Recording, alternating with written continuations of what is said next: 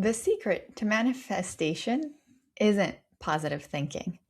It's not having a high vibration. It's not getting your energy perfectly aligned. And it may not be the moon either. But who knows? One of the things that has always felt a little off to me about manifestation advice is the pressure to stay positive all the time. Think positive. Focus on abundance. Don't focus on what you don't want. Keep your vibration high. And while I understand the intention behind that advice, it's not particularly realistic or how our brains actually work. Humans experience unhelpful thoughts, negative thoughts, anxious thoughts, sometimes even intrusive and catastrophic thoughts. No amount of energy work is going to completely eliminate that because humans evolved with a survival instinct.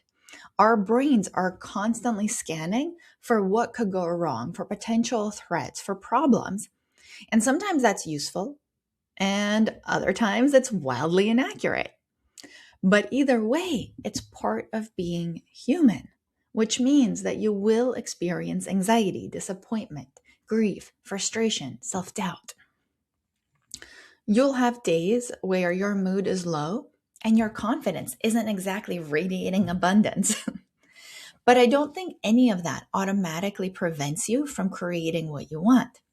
In fact, I think there's a much more useful skill that doesn't require you to be positive all of the time. But I will warn you, it can feel a little awkward at first.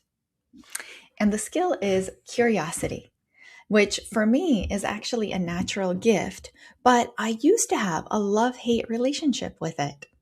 However, it did help me become a psychologist.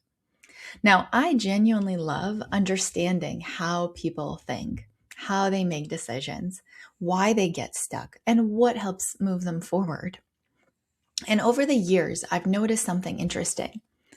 Curiosity tends to create movement. Judgment tends to create paralysis. So the questions we ask matter a lot because some questions will create shame while other questions will create possibilities. For example, what's wrong with me? Why can't I figure this out? Why do I always do this? Those questions tend to pull us deeper into self-criticism. Curiosity asks different questions. What am I missing? What else could be true? What haven't I considered yet? What would I tell a friend in this exact situation? Notice the difference. One set of questions narrows your options. The other expands them. And I see this all the time with clients. Someone comes in convinced that they need more clarity, more certainty, a better plan. But as we start exploring together, it turns out they already know what they want. They're just afraid of what might happen next. Curiosity helps us uncover that. It helps us move from reacting to reflecting, from judging to understanding, from being stuck to taking action. In fact, that's exactly why I created my free audio training from Stuck to Started that you can get below in the description.